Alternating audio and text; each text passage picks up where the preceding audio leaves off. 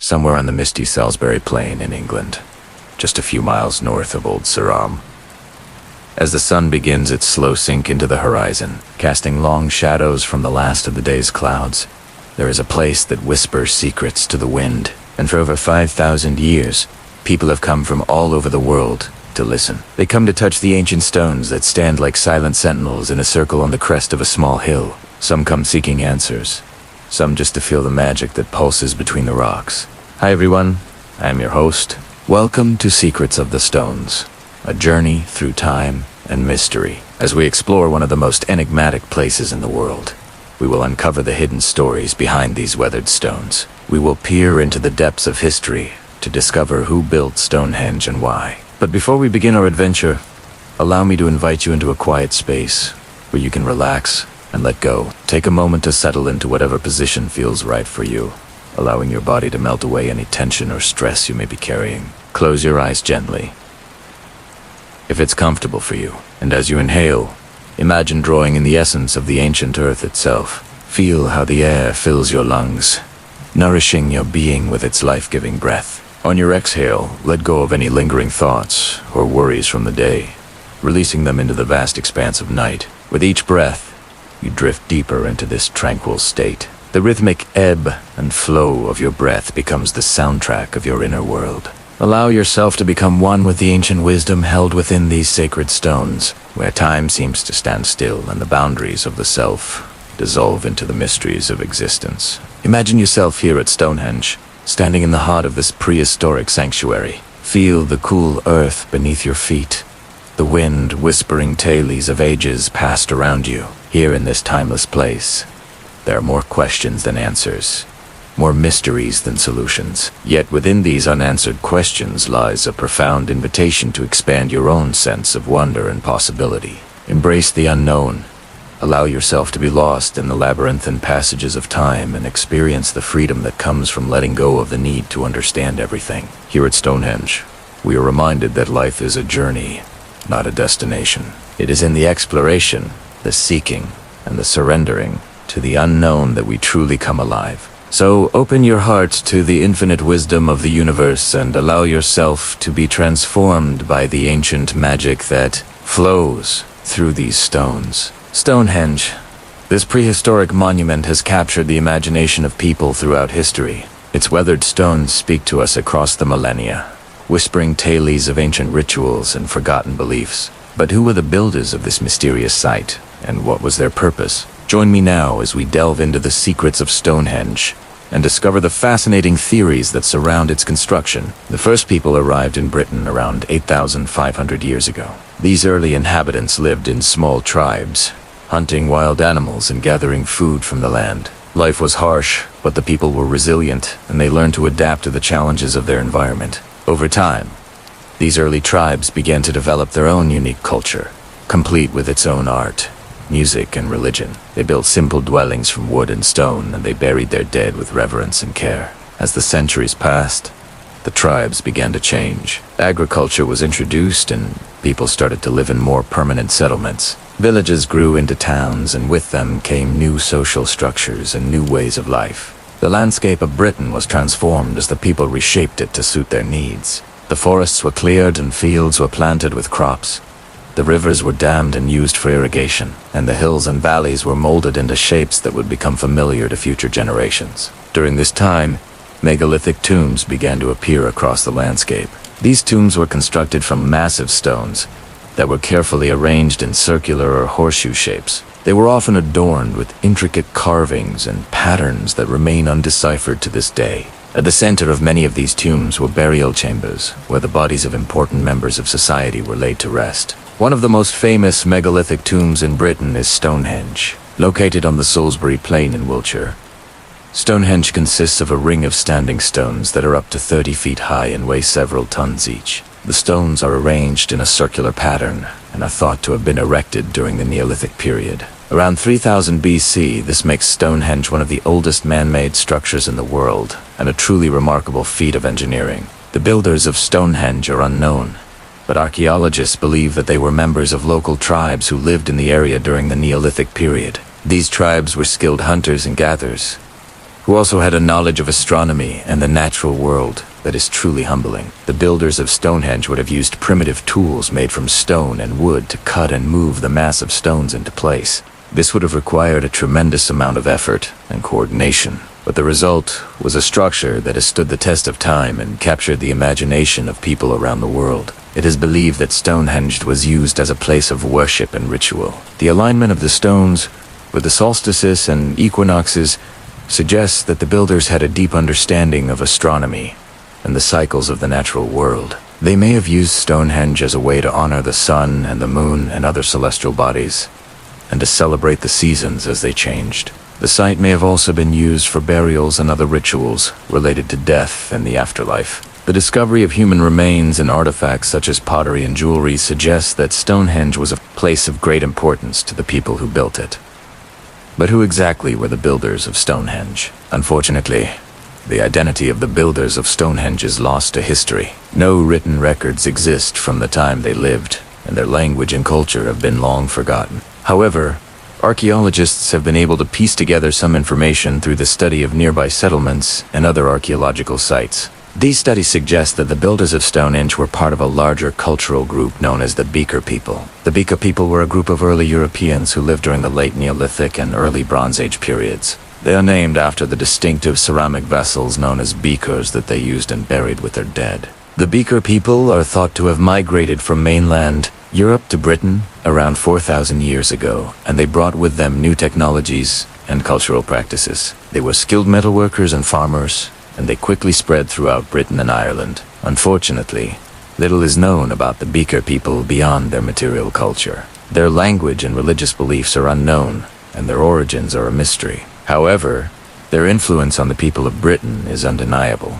The Beaker people are thought to have played a role in the construction of many of Britain's megalithic monuments, including Stonehenge. Their presence in Britain marked a significant turning point in the country's prehistory, and their legacy continues to be felt today. Who were the builders of Stonehenge? What secrets did they hold? And why did they create this mysterious monument? Sadly, the answers to these questions are lost to time, but as we stand in the shadow of these ancient stones, we can feel the echoes of their presence all around us. The builders of Stonehenge were ordinary people just like us, yet they achieved something extraordinary. They created a monument that has endured for thousands of years and captured the imagination of people around the world. And now I invite you to join me in the next part of our journey as we continue to explore the secrets of Stonehenge and uncover the hidden stories behind its weathered stones. Before we go, I invite you to breathe deeply and slowly, allowing your breath to flow like the ancient winds that once whispered through these stones. Feel the connection between your breath and the rhythm of the earth itself, grounding you in the present moment. And as you breathe out, release any tension or stress you may be feeling. Visualize any worries or concerns melting away like mist on the morning breeze. In this sacred space, allow yourself to relax and let go. Surrender to the tranquility of the moment and embrace the peace that surrounds you. Just as the ancient builders of Stonehenge found solace in the mysteries of the cosmos, may you to find comfort and clarity in the stillness of your own breath. Breathe in the wisdom of the ages. Breathe out the limitations of the mind. If you enjoyed this journey so far, don't forget to stay tuned for more updates. Thank you for joining me on this episode of Secrets of the Stones. I hope that you have found it insightful and perhaps even a little magical. If you did, please don't hesitate to show your support. Your support means the world to us and allows us to continue sharing these fascinating stories with you. As we delve deeper into the mysteries of Stonehenge in the next part of our journey, I hope you'll join me once again. Until then, take care and keep an eye out for the wonders that surround you. Who knows, you might just stumble upon a little magic of your own. Let's walk on out of here, out of the henge, across the plain. The wind has died down. It is cooler now. A light drizzle has begun. We follow the path of least resistance, which takes us to the east of Stonehenge. On our left are the familiar River Avon and the familiar landscape, and yet we feel profoundly different. This is another place now, not so very different from the landscape we saw yesterday, and yet it is another place. As the mist clears, we see a horse grazing in the distance. It lifts its head and looks at us curiously. Then it drops its head back down to its side and continues grazing. The horse disappears into the mist. We can just make out the dark shape of the hills beyond the river. They rise up like old men stooped over their canes. These ancient hills cradle Stonehenge. In their sheltering embrace, they have watched over this place for thousands of years. We come to a fork in the path. We take the one that leads us north. This was probably one of the first paths to be made here in the Neolithic period. The early farmers who lived here used these paths to travel between settlements and sacred sites. Some of those settlements were right here in this very field. Archaeologists have found the remains of roundhouses that were occupied between 300 and 300 BC.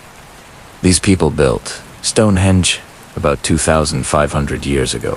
When they came to this area, it already had a history stretching back thousands of years. The River Avon, with its tributaries, the River Wylai, and the River Nador, creates a kind of watery embrace around Stonehenge. In the Neolithic period, water was a life source. The rivers provided water for drinking and for farming. They also marked the boundaries of the territory. But there is more to water than just life and boundaries. Water has always been associated with the spiritual realm. In many cultures, water is seen as a powerful cleanser and purifier. The Sults, who lived here after the Neolithic people, believed that the River Avon was a sacred river. They called it Afon, meaning river, and they believed that it had healing powers. The Romans also revered the river as sacred, and they built a temple to the goddess Minerva beside it. The River Avon is still here, running through the middle of this field, flowing ever eastward.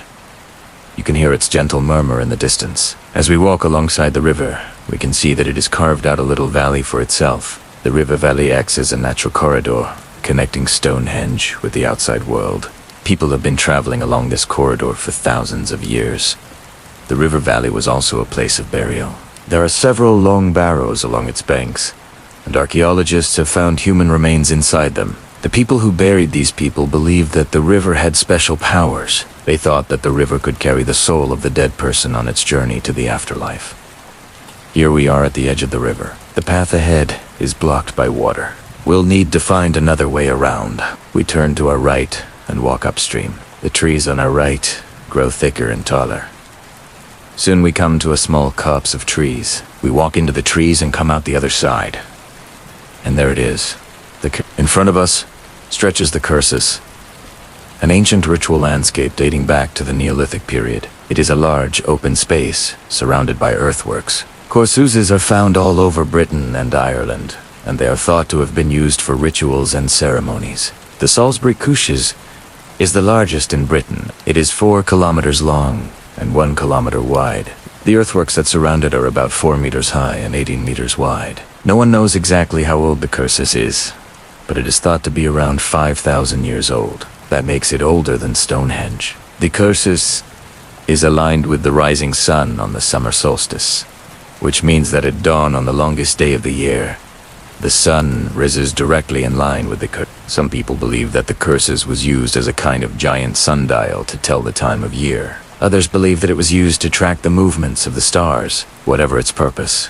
The Cursus is a reminder of the deep connection that the people of the Neolithic period had with the natural world. We walk out onto the Cursus and look back at where we came. We can see Stonehenge in the distance, nestled in the shelter of the hills. We can also see the River Avon winding its way through the landscape.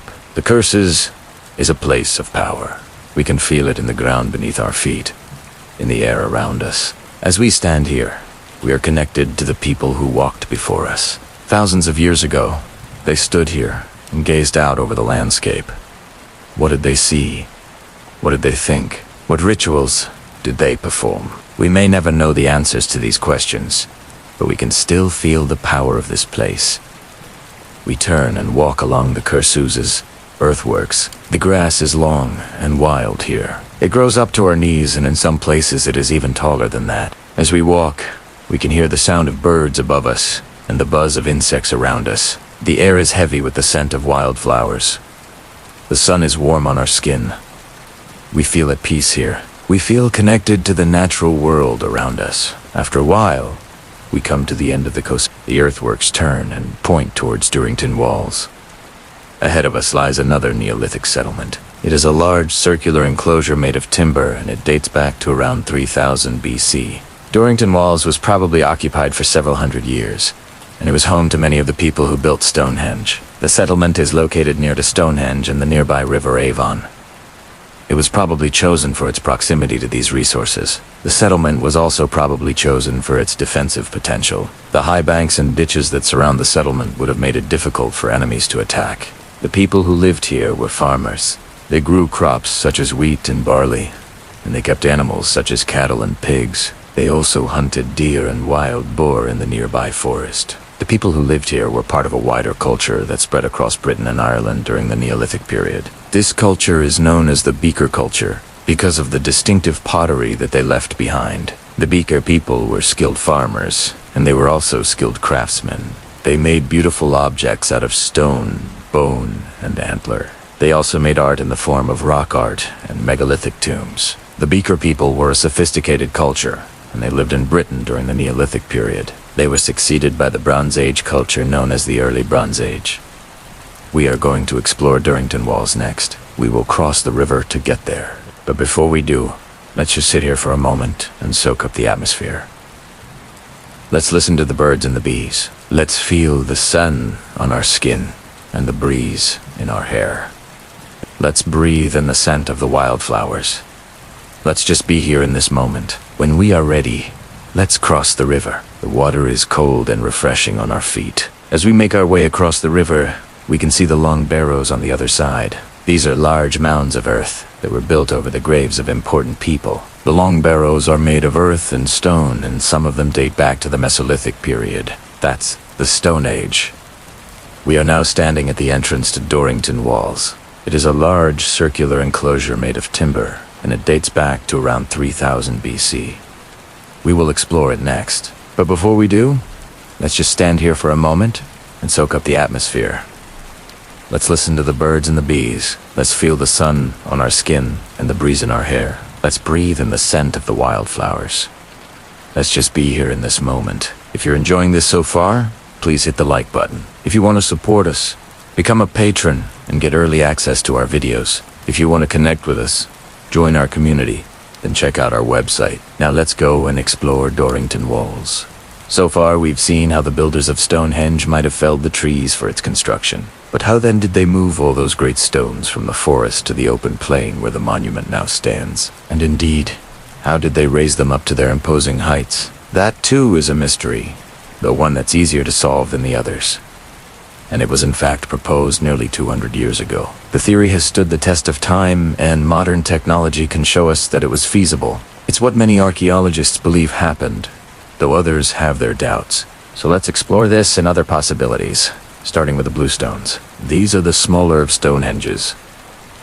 Two kinds of standing stones. There are between 40 and 60 of them, depending on how complete they are, and each weighs several tons. Some were brought from the nearby hills of the Marlborough Downs, about 9 miles away. The local geology is known as sarsens, a kind of sandstone, but there are also harder rocks, such as limestone, and others still harder, such as gritstone and shale. The builders used these different rocks, as well as the more familiar sarsen stones, to build Stonehenge. They came from various locations within a 20-mile radius, which makes it possible that they were transported in sledges. In winter, when the ground is wet and muddy, it's hard to pull heavy objects across the landscape, but when it freezes, it becomes a hard, smooth surface, like glass, perfect for dragging things over it. This is why, in parts of northern Europe today, people still use sledges to move houses and other buildings from one location to another. The idea is to freeze the ground, slide the building onto a sledge, and then move it. You can see how this might work at a place called Rollright Stones, near Banbury in Oxfordshire.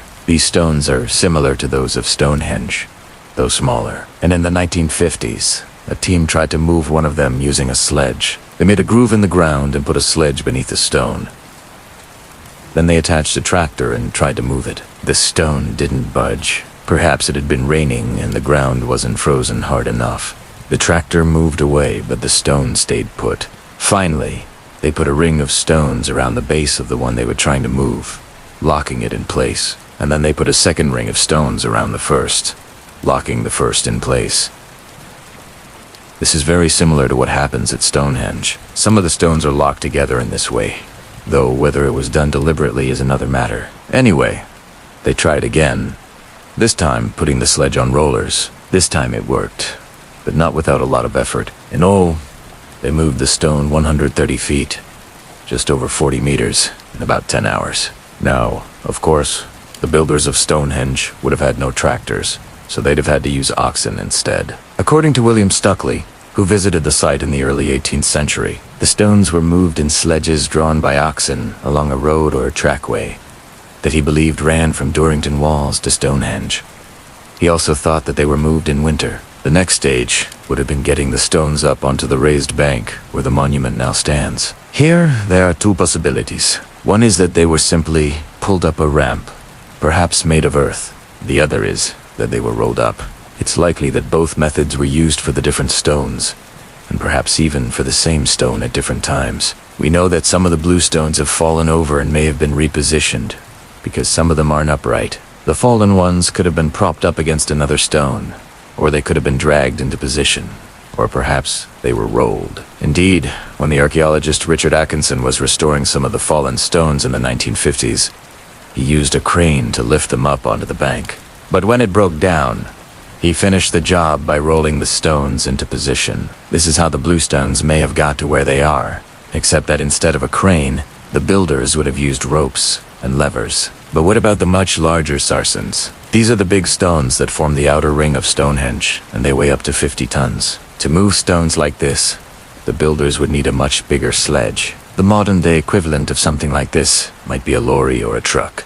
Of course, they wouldn't have had wheels. Instead, the stones would have been hauled up on rollers, which means that the ground would have needed to be really hard, like a frozen lake. But unlike a frozen lake, which is flat, the builders would have needed to roll the stones uphill. It is possible that they'd have used a spiral ramp or a series of zigzags to get the stones up the slope without making them roll back down again. This seems pretty unlikely, however, because it would have been hard to keep the rollers on the ramp, and the slightest slip would have caused the stone to fall. Instead, it's more likely that they found a route that avoided the ups and downs of the terrain, perhaps following a stream or river valley. One possibility is that they came along the banks of the River Avon from the southeast. Another is that they came from the northwest, along the banks of the River Wylye. This is a tributary of the Avon that joins it from the north. Yet another is that they came from the west along the lower reaches of the River Nador. These rivers still flow today, and in modern times they've been canalised, which means that they're straight and man-made. But before the 18th century, they were much more like what we see here, winding and full of meanders. Moving stones along a river like this would be relatively easy. Not only is the ground usually hard and flat, but the current could help move the rollers.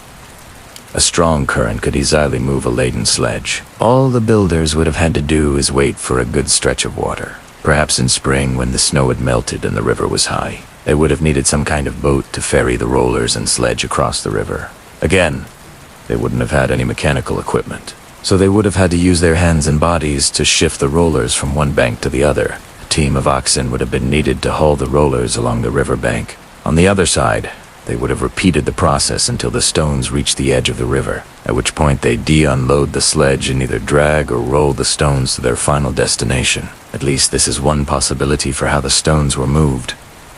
But how were they raised up into position? There are two main theories here: the timber frame theory and the patient hands theory. The timber frame theory was proposed by Gerald Hawkins and his colleagues in the 1960s.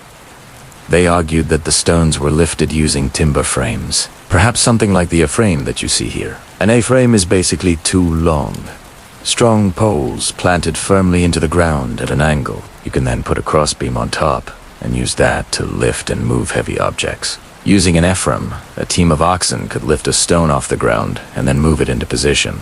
The disadvantage of this method is that it leaves marks on the stones. If you look carefully at the photos, you can see grooves in the tops of some of the stones that fit the profile of a wooden beam. This supports the idea that some of the stones were lifted using timber frames, though it doesn't tell us how all of the stones were raised. Indeed, we don't know for sure that this is what caused the grooves. Another possibility is that the grooves were made by the next method, using patient hands by firelight. This is the idea that the builders of Stonehenge used human power alone to raise the stones. They would have dug a deep hole beside the stone, put a large log in it, and set it on fire. As the fire burned away the earth, they'd have shoveled out the resulting ash and replaced it with a layer of stone. This would raise the stone a little higher, and gradually the stone would be raised higher and higher. It's possible that they used levers as well, placing them under the stone and using them to tip the stone over. This would cause the stone to rock. They could then catch it with a rope and slowly lower it onto a layer of stone.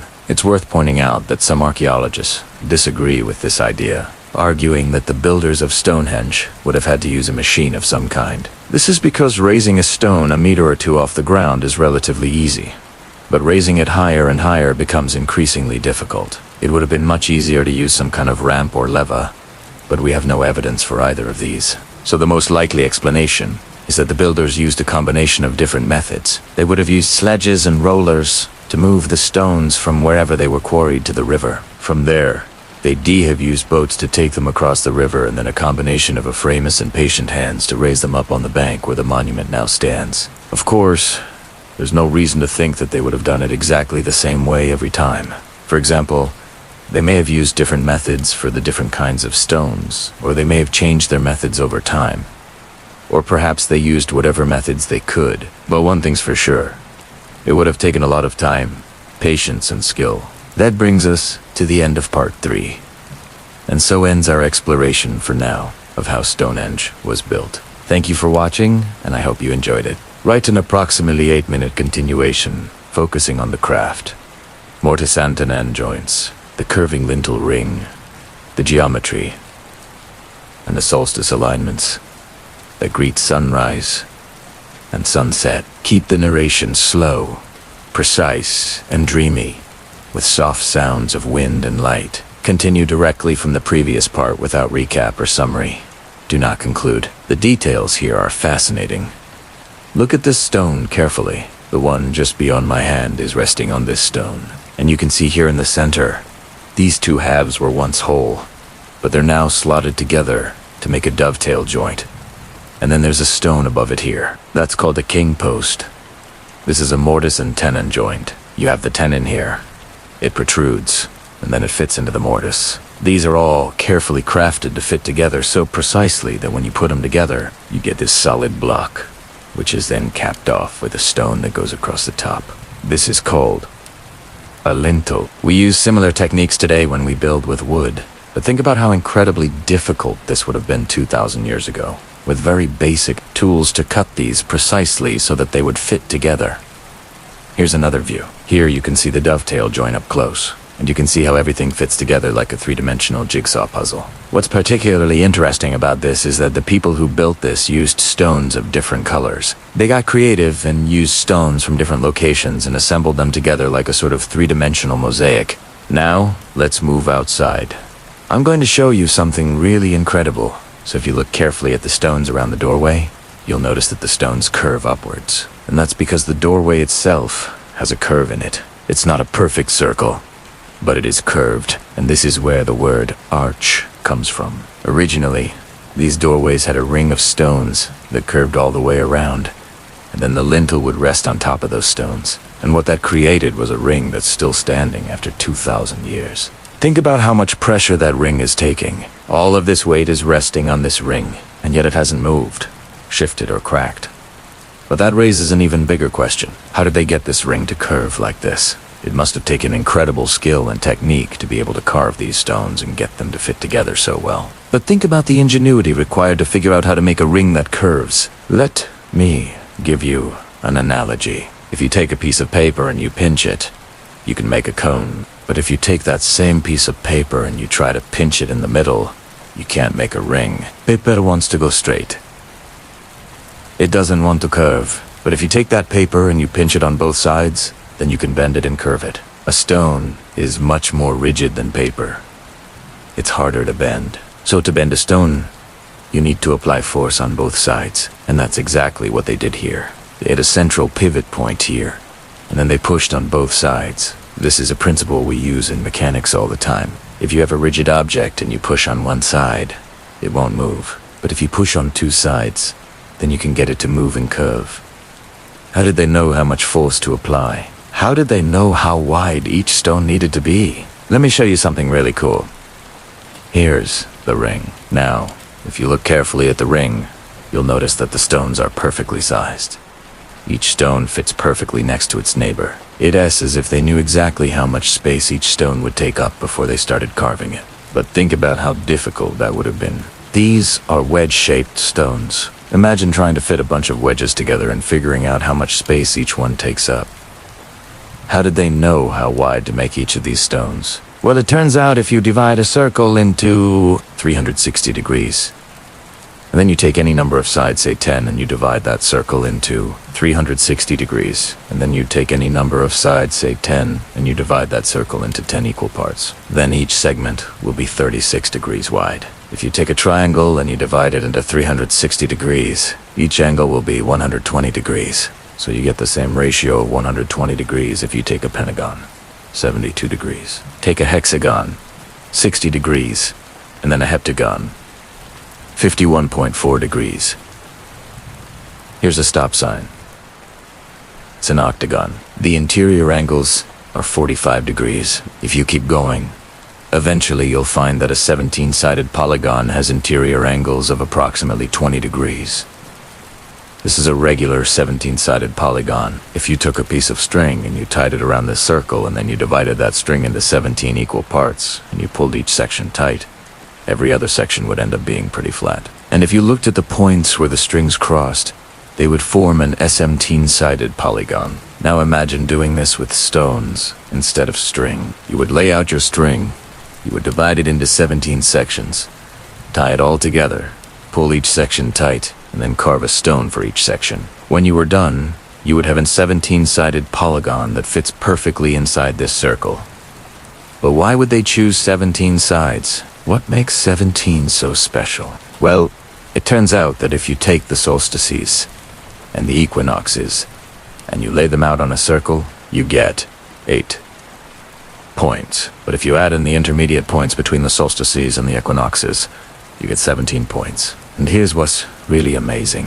If you draw lines between each pair of points, it turns out you get 17 different triangles, and each of those triangles has a special meaning. In fact, these are the 17 intermediate directions that are used in many shamanic traditions around the world. If you were to align a doorway with these 17 points, and then stand on the central pivot point, you could use the doorway to navigate the world. If you walk through the doorway to the left or right, you're changing directions, and these directions have special meanings. For example, if you start here, and you travel to the right, you reach this point in about 20 days, and this direction is associated with healing, purification, and new beginnings. And these associations are found in many different cultures. But why would ancient builders have known anything about these intermediate directions? What led them to carve this lintel ring with such precision?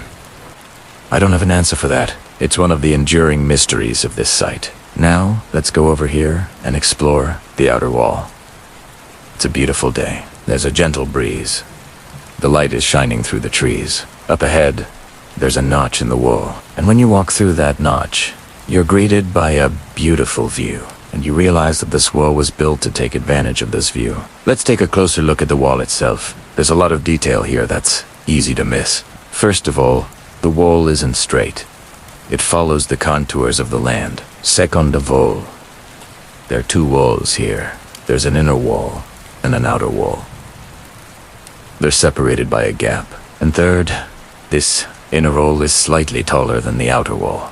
And if you stand here and look back down the wall, you can see that the gap widens as you look down the hill. The reason why they built the walls this way is to funnel your gaze to that notch. This is called a forced perspective. And it is something that architects and landscape designers use all the time to direct your attention to a particular spot. But what is really remarkable about this site is that the builders also aligned the walls with the solstices and the equinoxes.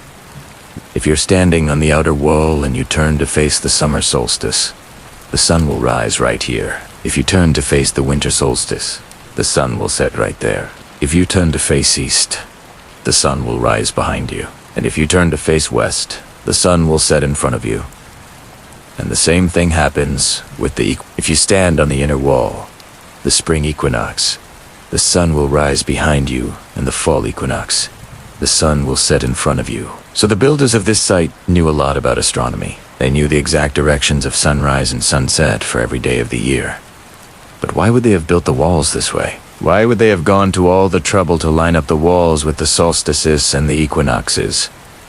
Again, I don't have an answer for that. It's one of the enduring mysteries of this site. If you enjoyed this video, please check out the playlist for more videos like this one. Thanks for watching. We've reached the 5th part of our journey. It's late afternoon now, and the sun is beginning its slow journey towards the horizon. The day has been warm, but a cool breeze is starting to stir through the trees, and the long shadows stretching across the plains hint at the coming night. The River Avon, wide and slow, reflects the darkening sky, and the tall grasses bordering its banks hide the tracks of deer and rabbits. Where will we go now? Which path will we follow? Perhaps we'll make our way down to the river. There are several well-worn tracks leading from the Stonehenge monument down to the banks of the river. Tracks that have been walked countless times by countless people over the last 10,000 years. The river is a source of life, a place of power. It flows silently and steadily, reflecting the ever-changing sky above. The water's surface ripples in the gentle breeze, and the sound of flowing water fills the air, creating a soothing atmosphere that beckons one to pause and contemplate. We could sit on a nearby stone and watch the dragonflies dance above the water, their wings glistening in the fading light, or wade into the shallows and feel the coolness of the water on our skin as the sun dips below the horizon, painting the sky in hues of orange and purple. Or maybe we'll walk along the riverbank, listening to the birdsong echoing around us as we go. The river winds its way through the landscape, connecting us to other places, other people, other possibilities. Where will it take us? What will we find? Perhaps we'll walk along the avenue, that processional route lined with ancient trees leading towards the river. Avon. We'll stride purposefully between the standing stones, feeling their energy all around us. The setting sun casts long shadows, stretching and twisting, creating a magical, almost otherworldly atmosphere. As we continue our journey, the trees seem to form a tunnel, drawing us deeper into their midst. The silence is profound, broken only by the distant call of a bird or the rustling of leaves overhead. The air is heavy with the scent of the earth and the sweet smell of wildflowers growing in the hedgerows. The light fades, and the world around us is transformed, becoming both familiar and strange. As we reach the end of the avenue, we can turn and look back towards Stonehenge, silhouetted against the darkening sky. It stands as a silent sentinel, watching over us as we make our way towards the river. The sound of running water grows louder, and soon we emerge into a clearing. The River Avon flows before us, reflecting the last vestiges of daylight in its rippling waters. Maybe we'll head to Dorrington Walls, a large circular enclosure just a short distance from Stonehenge. It was probably used for communal activities, feasts, celebrations, maybe even battles. The remains of houses and workshops are scattered around the site, evidence of the people who lived here in the Neolithic and Bronze Ages. Here we can imagine great gatherings of people, feasting and dancing around a central fire, sharing stories and celebrating the rhythms of the seasons. The air would be filled with the sounds of laughter and music, the smell of roasting meat, and the sweet aroma of mead. The fire crackles and pops, casting flickering shadows on the faces around it. The darkness deepens and the stars begin to appear, winking down at us from their distant homes in the sky. And then there's the avenue, that mysterious route lined with ancient trees leading from Stonehenge to Dorrington Walls. It was probably used for processions and rituals, a way of connecting the two sites. We can imagine groups of people walking along the avenue, their voices echoing in the stillness, their footsteps drumming out a rhythm on the hard-packed earth. They're carrying offerings for the gods, gifts to show their devotion, maybe even sacrifices to appease the powers that be. Or maybe we'll stop by one of the many burial mounds scattered around the area. These mounds are silent witnesses to the lives and deaths of the people who lived here in prehistoric times. Some are small and some are huge, but all of them are important because they tell us about the beliefs and practices of the people who lived here. We can imagine the rituals that took place here, the ceremonies and the sacrifices, the funerals in the morning. Maybe we'll leave our own small gift at the base of a standing stone or a burial mound, a token of our presence, a way of connecting with the past. The night is deepening now and the stars are beginning to shine. The air is filled with the sounds of the night, the buzz of insects, The hoot of an owl, the rustle of small animals in the undergrowth. The darkness is all-encompassing, comforting, enveloping us in its stillness. But where will we go now? What will we do? Who will we meet? The night is young and the possibilities are endless. Will we wander among the megaliths, tracing their ancient pathways with our fingertips, feeling their rough surfaces beneath our touch? Or will we lie back on the soft grass, gazing up at the star-studded sky, letting the darkness envelop us in its mystery? The choices are ours. The night is ours. What will we make of it? Would you like to know more about Stonehenge? Please see the information provided. And remember, this is a place of power. What will you do with your power? And what is Merlin? What is Merlin? He was once human. The boy was found in the forest as a babe wrapped in leaves, suckled by a dryad, raised by fairies, until the enchanter took him to his island fortress. But he always remembered the forest, the trees, the wind. When he became Archmage of the Britons, he lived in a cave on the mountain. But he always remembered the forest, the mountains, the sky. So when Uther summoned him to court, Merlin came, but he brought with him the staff of the forest, the oak, the hawthorn, the rowan. And when Uther asked him for a great victory against the Saxons, Merlin laid his staff down, and it grew into a great tree, taller than any other, stronger than any other, and under its boughs the Britons camped hidden and safe. That tree, they say, still stands in Glastonbury Tor, though some say it's hollow and inside it are the bones of the magician. They say to that the great stones that Uther commissioned to be brought from afar were also borne aloft by Merlin's magic, moving with the speed of thought over land and sea, falling into place perfectly ordered. He spoke too of a subtle cure, a whispered word that would drive out the sickness that plagued Arthur's sister, Morgan, and in the end, it was Merlin who laid her to rest beneath a ring of mushrooms, where she sleeps and dreams, and with her sleeping, Avalon sleeps. For Avalon was more than just an island, more than just a place. Avalon was a state of being. It was peace. It was healing. It was the other world. And if you walked the earth with your eyes open, you could find it in the green ring of mushrooms, the fairy ring, where the veil between worlds was thinnest. You could meet the fairy folk there, talk to them, bargain with them, if you knew their ways. But if you did, you couldn't stay too long. For the longer you stayed, the less you'd remember who you were and where you came from. So most people didn't. Most people never did, but not Arthur. Not King Arthur. Arthur Pendragon, born of magic and destined for greatness, found his way to the ring. He slept there, and when he woke, he felt like he had known everything and nothing, all at once. Then he heard the whisper of drums and the clash of steel, and he rose and walked towards the sound. And that's how he met Merlin, and that's how he got the sword. The sword that would have been lost forever had it not been pulled from the stone by a bear. Of all things, a bear. Yes, one day, Arthur was hunting in the forest, and suddenly a wild boar charged out from the trees. It gored his horse and sent him sprawling, and then a great black bear came bounding up to him, and Arthur looked in its eyes and saw intelligence, sentience, and he reached out and touched its head, and the bear rumbled deep in its chest, and then it walked away. And Arthur knew this bear was no ordinary beast. It was a servant of the old gods, and it had come to test him. So he did what any reasonable person would do, and he followed it. And the bear led him all the way to a stream where there was a stone, and in that stone, a sword. And we know the rest of that story. How the sword called to Arthur, how he pulled it free, how the barons all disputed it. But I will tell you what nobody tells you. Because nobody knows. Because nobody remembers. That sword, Excalibur, wasn't just a magical blade forged by the Lady of the Lake. It wasn't just a symbol of right and justice and kingship.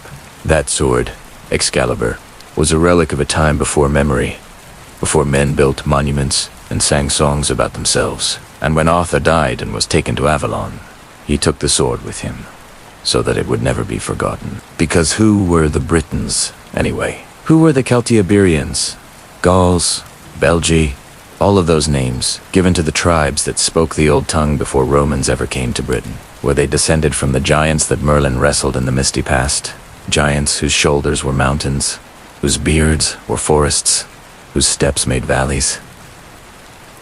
We don't know, do we? Because what we know as history is just a thin veneer over the deep past, like the crust on a loaf of bread, but underneath, it's all one thing, all the same. All we know is that there was a time before the Romans, before Caesar and Claudius, before legions marched on the island and senators debated whether to make a province of it. There was a time before the great kings, before Vortigern and Ambrosius and Hengest and Horsa, before Arthur and Mordred ever lived and breathed and bled.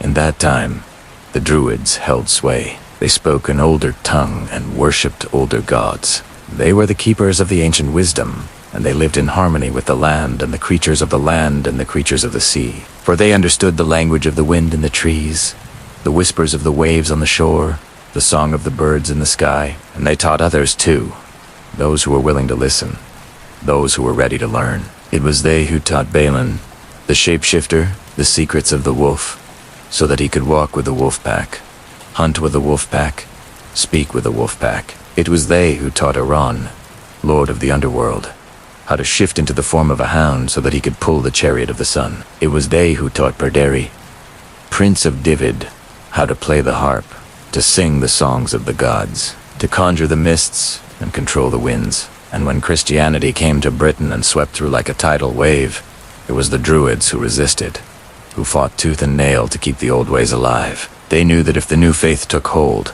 then the old magic would die, and the old gods would fade into myth and legend. And so they fought on, until finally, they were all but gone, scattered and hiding and dead.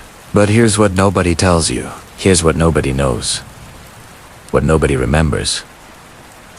The Druids weren't all killed. Some fled to the safety of the forest, where they lived as hermits and recluses, far from the prying eyes of men. Others disguised themselves as Christians, hiding their old beliefs under a cloak of new devotion. And some, they say, went to Avalo, where the old magic was strongest and the old gods were still worshipped. Avalan, they say, is still there, hidden and secret, waiting for the time when the old ways will be remembered and the old magic will return. It's in the mist on the moor, it's in the whisper of the trees, it's in the crash of the waves. If you walk the earth with your eyes open, if you listen to the old stories, if you feel the pulse of the earth beneath your feet, you might just catch a glimpse of it, touch the hem of its garment here, the echo of its laughter, and then you would remember who you are and where you came from and who you were meant to be. Then the legends would settle on you and you would become legend.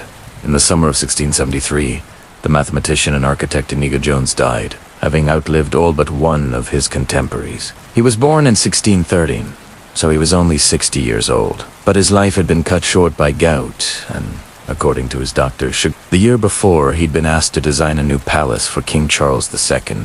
But the king had instead hired the much younger Christopher Wren, who would later design Hampton Court Palace. This is thought to have killed Jones, who suffered from depression anyway. But if he hadn't died, then he might have ended up in prison.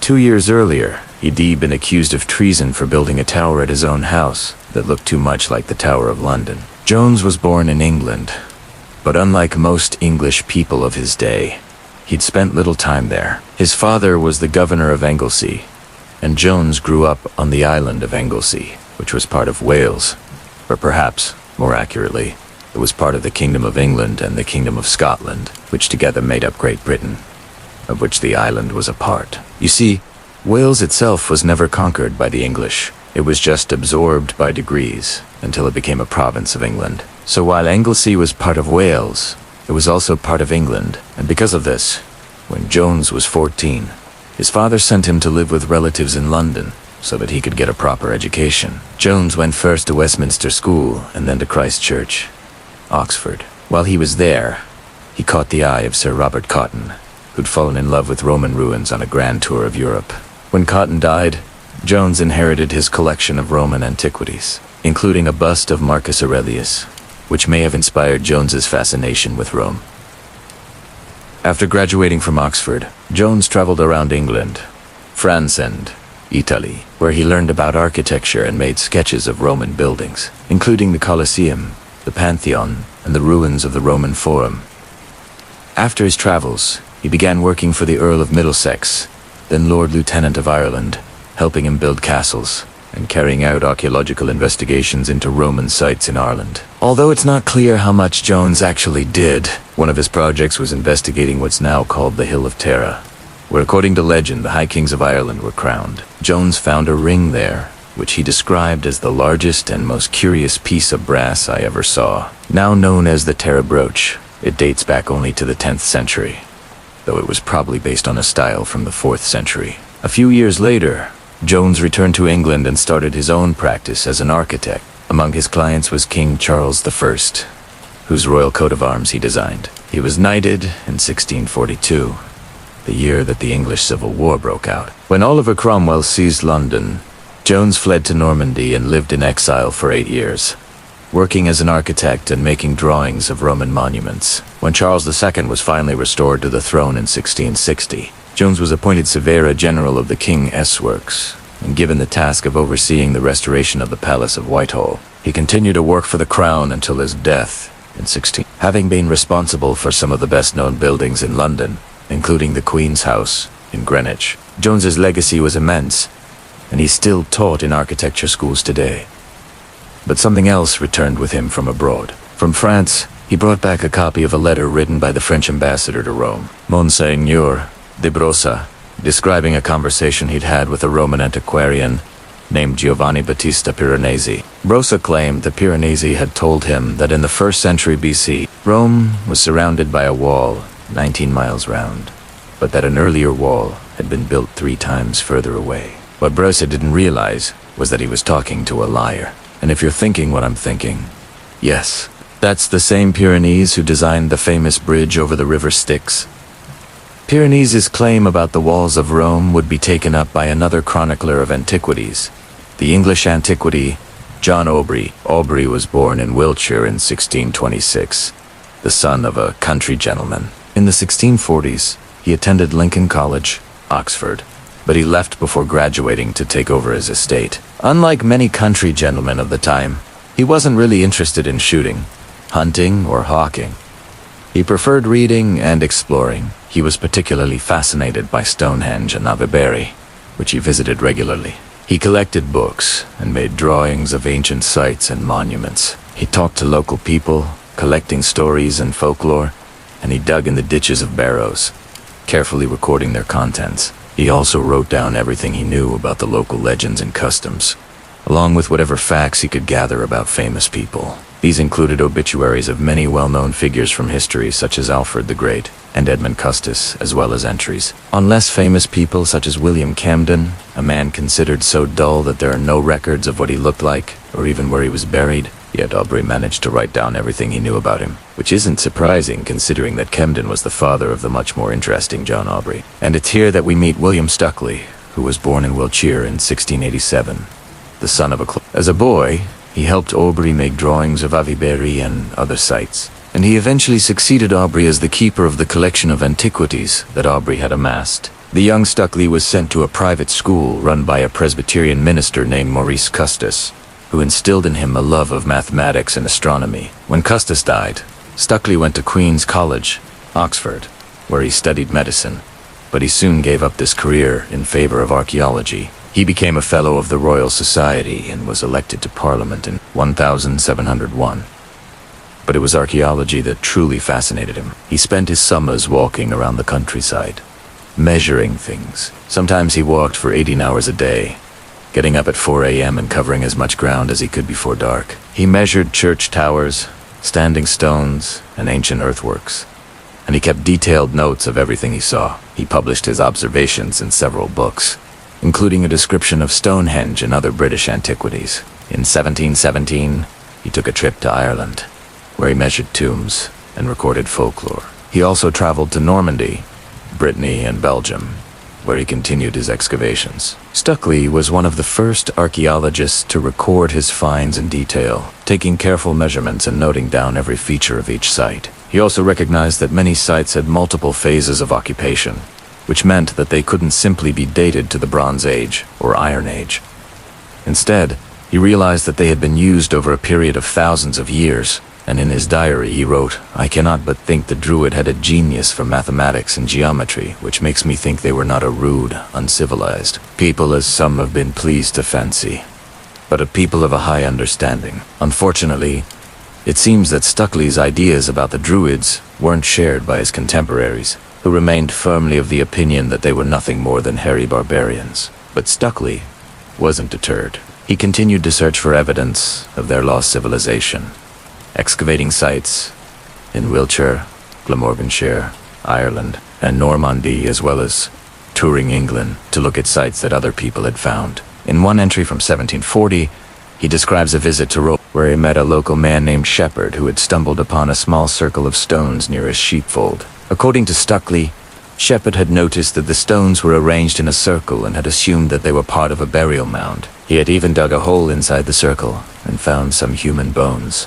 However, Shepherd had filled the hole back in when he discovered that the bones were too large to be human. Intrigued by this discovery, Stukeley decided to investigate further. Although he was already 53 years old, he donned a blindfold and spent the rest of the day carefully measuring the circle, noting its exact dimensions and the location of each stone. Now, I don't know where Stukeley spent the night, but I can imagine him lying on his back in the dewy grass, gazing up at the stars and wondering what secrets the ancient Druids might have left behind. In the morning, he got up, shook off the dew, and continued his journey, leaving behind the secrets of Rollright and the stones that marked its boundaries. As the sun climbed higher in the sky, Stukeley walked on, his footsteps light and sure, his eyes sharp and eager. The stones stood silent and stoic, watching over the landscape they had known for so long. They had seen countless seasons come and go, countless lives lived and died, but now they had a new observer, a man who was determined to uncover their secrets and share them with the world. Hi, it's me! Welcome back to Stonehenge. Today, we are continuing our time-starved tour of this iconic monument with Part 8. Grab a cuppa and let us get into it. We left off with the discovery of the human remains that were found buried in and around Stonehenge. And while there have been thousands of cremations here, spread across the entire site and dating from all phases of its occupation, let's focus today on those that came from the final phase of occupation, when Stonehenge looked like this. Archaeologists carefully sifted through these remains, looking for anything out of the ordinary, anything that might help explain who these people were, where they came from, and what they were doing at Stonehenge. What they found was a trove of 2,500-year-old DNA, animal bones, and, wait for it, plant pollen. The pollen analysis revealed some fascinating insights. You see, despite the vast amount of research that has been carried out at Stonehenge, we still don't know exactly how people got to Stonehenge. Did they walk? Did they use boats? Did they drive? Well, maybe not that last one.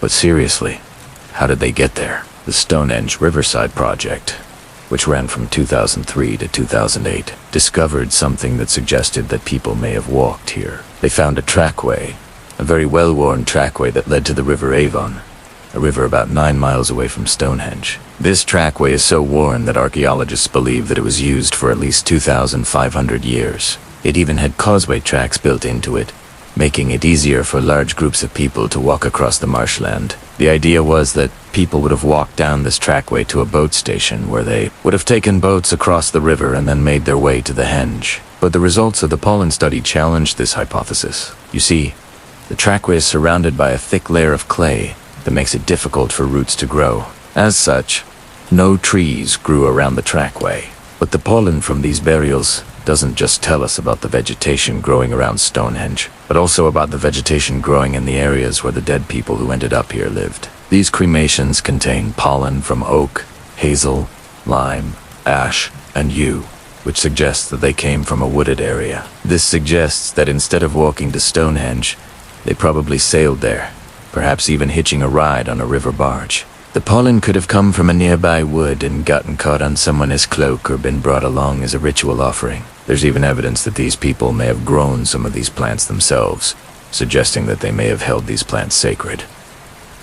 But that's not all. The pollen also contains traces of wheat and barley, which suggests that the people whose remains were found here lived in a farming community. Isotope analysis of the human remains has also revealed more about their diet and origins. Isotope analysis looks at the ratios of different forms of elements such as strontium and oxygen in human remains to reveal where those individuals were living and eating prior to their deaths. While more research is needed, What we have learned so far is that these people were born and raised locally, but that they also spent significant amounts of time away from home. Let's talk about some other recent discoveries. In 2017, a team of archaeologists from the University of Birmingham used ground-penetrating radar to survey the Durrington Wall settlement, a Neolithic settlement about a mile away from Stonehenge that was likely occupied by the builders of Stonehenge. They were surprised to find that there were more structures here than they had expected. Not only did they identify a large circular enclosure, but they also identified several roundhouses and evidence of pits and post holes that they think may have been used for storage or for holding large group gatherings.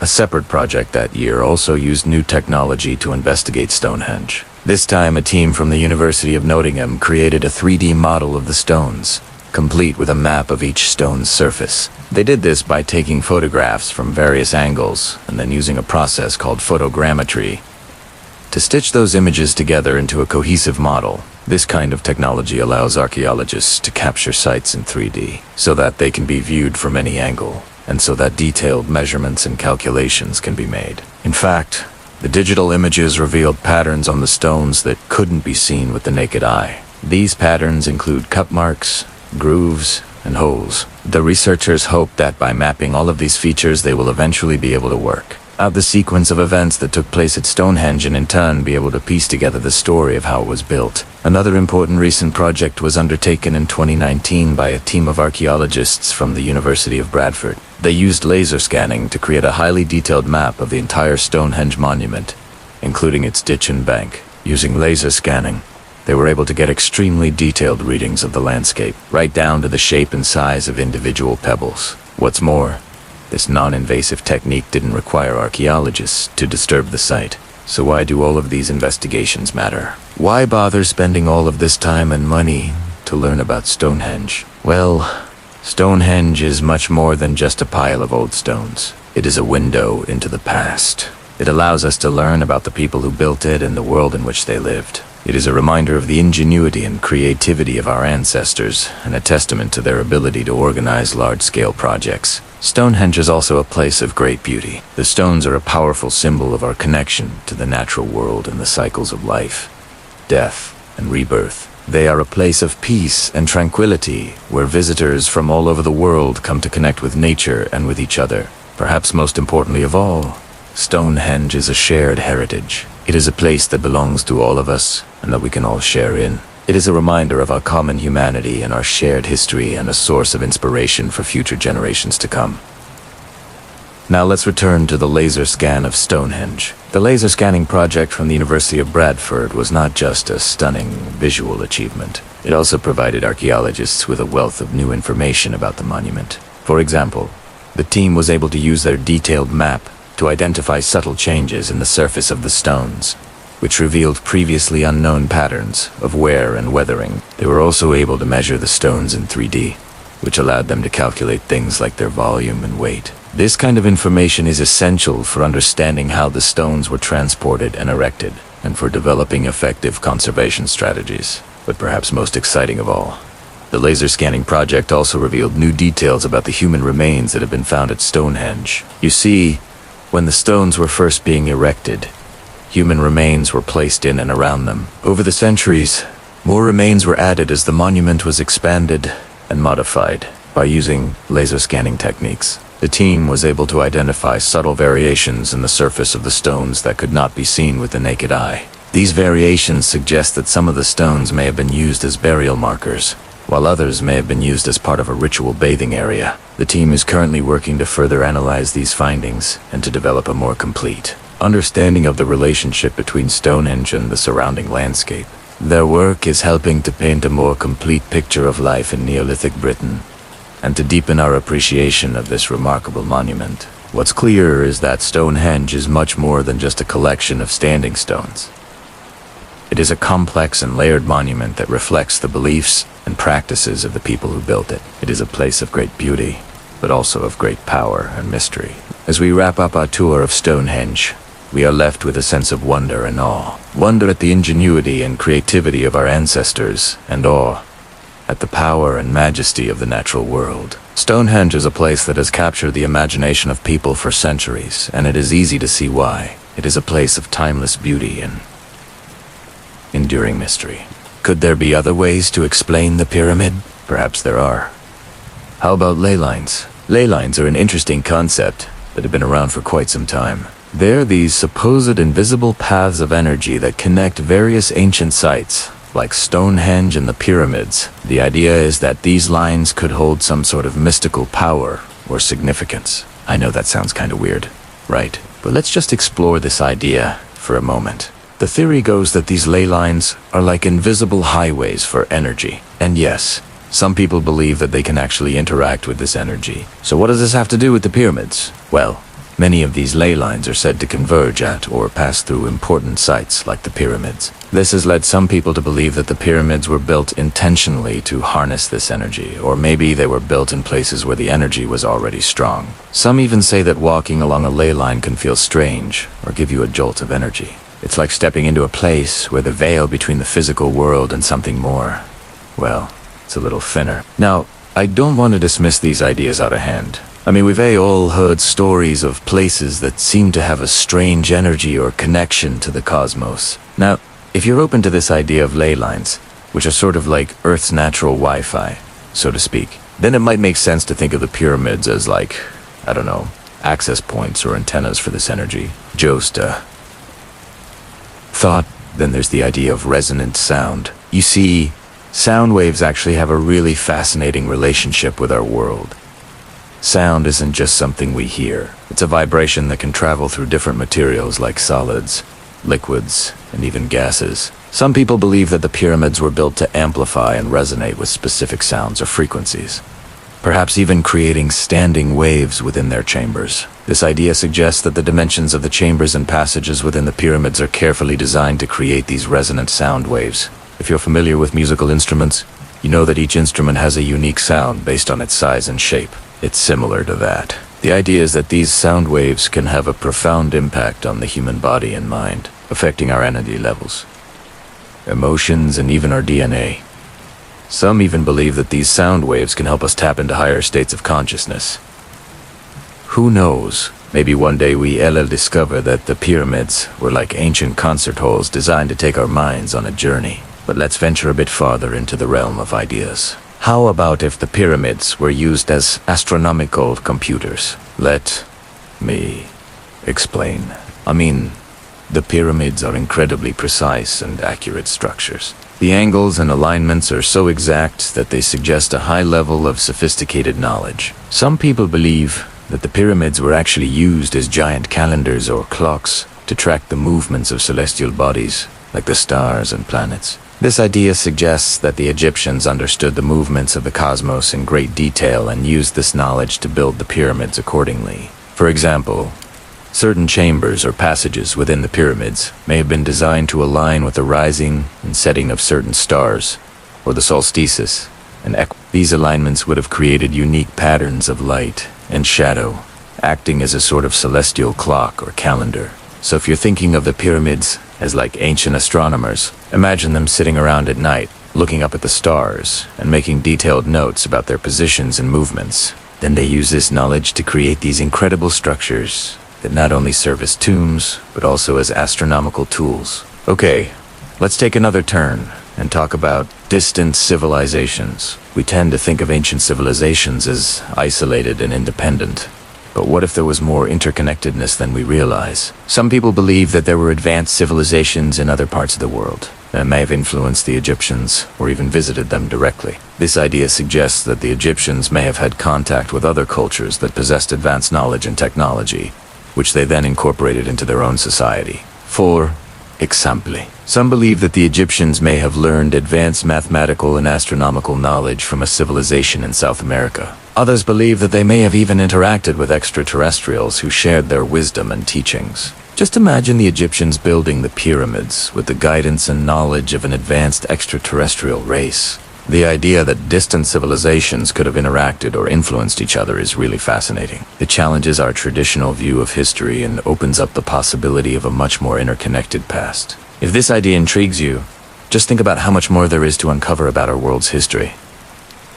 Okay, now here's a big question. Did the builders of the pyramids have contact with extraterrestrial beings? It's a question that has sparked endless speculation and debate. The idea that aliens might have visited Earth and interacted with ancient humans is truly mind-boggling. It challenges everything we know about human history and our place in the universe. Imagine the shockwaves that would send if we discovered concrete evidence that aliens had visited Earth in ancient times. It would completely change the way we understand our past and our future. Now let's explore the intriguing concept of ancient astronauts. This idea suggests that extraterrestrials did visit Earth in the distant past and interacted with ancient humans. What is even more fascinating is the belief that some of these extraterrestrials may have even left their genetic material behind, leaving us with a small percentage of human DNA that is not of this world.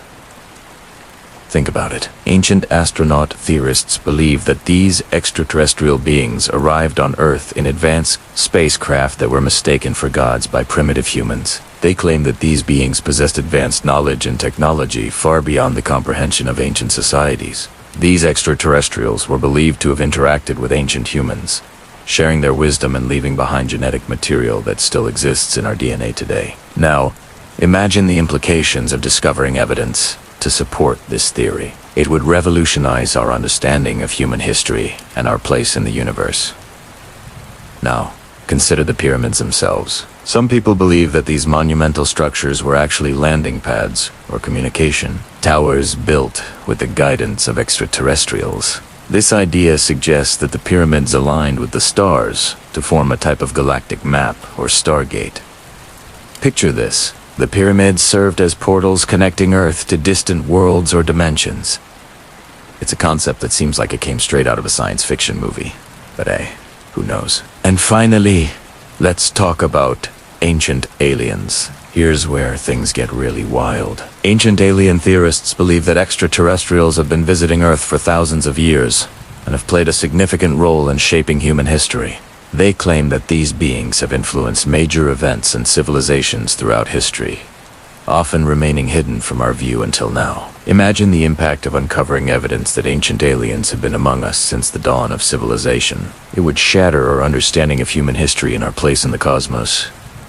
Think about it. Proponents of this theory believe that ancient aliens have been observing and interacting with humans for centuries, perhaps even manipulating events to suit their own mysterious agendas. They claim that these extraterrestrials have shared their advanced knowledge with select individuals, inspiring some of the greatest discoveries and innovations throughout history. But why no? Why are ancient aliens allegedly revealing themselves to us after hiding for so long? Are they coming in peace, or do they have more sinister motives? It's a question that keeps us on the edge of our seats, wondering what the future holds. Perhaps the pyramids hold the key to unlocking these mysteries. As we continue to explore and study these ancient structures, we may uncover evidence that sheds light on the true nature of ancient aliens and their interactions with humans. Imagine the shockwaves that would send if we discovered evidence of a hidden alien presence that has been watching over us all along. It would redefine our understanding of the universe and our place within it.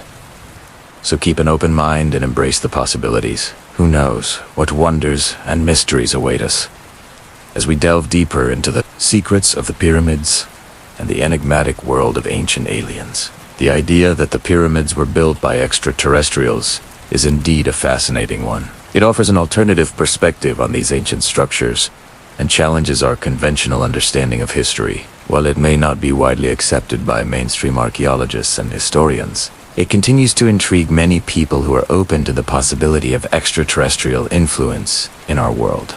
The pyramids, precise alignments, advanced construction techniques, and mysterious chambers have led some to believe that they were constructed with the help of extraterrestrial beings possessing superior knowledge and technology. The concept of ancient aliens visiting Earth and interacting with humans is a popular one in alternative circles. Proponents of this theory suggest that these extraterrestrials may have shared their advanced technology and wisdom with ancient cultures, leaving behind genetic material that can still be found in human DNA. The idea that the pyramids were built as landing pads or communication towers for these extraterrestrials is particularly intriguing. If true, it would suggest that the ancient Egyptians had knowledge of the cosmos that far surpassed our own. The alignment of the pyramids with certain stars could indicate a connection to distant worlds or dimensions, suggesting that the Egyptians may have possessed abilities that were once thought to be purely science fiction. While the ancient astronaut theory remains controversial, it offers a thought-provoking perspective on our history and place in the universe. The idea that we are not alone in the cosmos, and that we have been visited by extraterrestrials throughout history is a compelling one. Whether or not we choose to believe in these theories, they serve as a reminder that there is still so much about our world that we do not understand and that there is always more to discover. Who knows? Perhaps one day we will uncover evidence that changes everything we know about the pyramids and our place in the universe. The ancient astronaut theory continues to captivate the imaginations of many. While it may never be proven or disproven, the possibilities it presents are truly fascinating. Here we are then at Stonehenge, this great ring of standing stones set in the heart of England. These stones have been drawing pilgrims like me to them for millennia. But what's so special about them?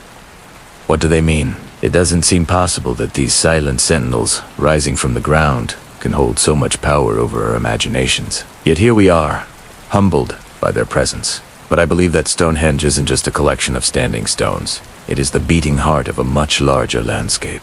And if we allow ourselves to be swept away, we can begin to understand why. Because around Stonehenge are other rings of standing stones and ancient burial mounds, all speaking of a time before recorded history when people across Europe were building monuments to the sky and the earth. To appreciate the scale of this landscape, we need to travel out from Stonehenge, first to Aubrey. Here there is another ring of standing stones, but also the largest man-made mound in England, Salisbury Hill.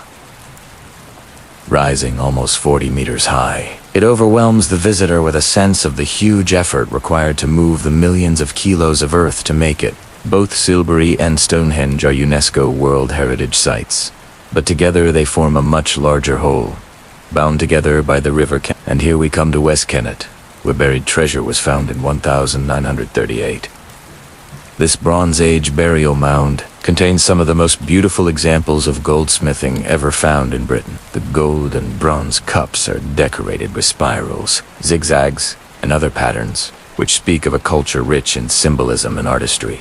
As I walk among these ancient monuments, I am aware that I am following in the footsteps of those who came before. Thousands of years ago, they built these monuments to mark the seasons, to bury their dead, and perhaps to commune with the spirits of the ancestors. I may not know their language or customs, but I feel a deep connection to their humanity. The desire to mark the sky and the earth is something that has echoed through the ages. Long after the Bronze Age people had vanished, others came to this land and built their own monuments. In Ireland, the Newgrange Passage tomb is older than Stonehenge, and was built during the Neolithic period. Its design is so sophisticated that it aligns with the winter solstice, allowing the rising sun to penetrate deep into the chamber. Across the Channel in France, the Carnac stones are a testament to the enduring appeal of standing stones. Thousands of them stretch 4 miles along the coast, forming rows, circles, and other shapes. Some are tall and slender,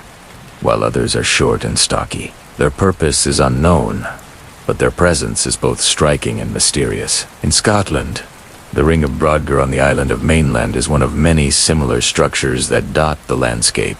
These monuments are a reminder of a time when people lived in small communities and relied on the land for their survival. They are also a testament to the ingenuity and creativity of the people who built them. Further north, the Tomb of the Eagles on the island of South Renose is a fascinating example of a burial mound that was reused in later centuries. The mound dates back to the Neolithic period, but it was used again in the Bronze Age and Iron Age. This shows how important the site was to the people who lived there. And even further north, the Salisbury settlement on the island of Mainland is a remarkable example of a Neolithic village that has been remarkably well preserved. The houses are still standing, and archaeologists have been able to learn a lot about the people who lived there from the objects they have found inside.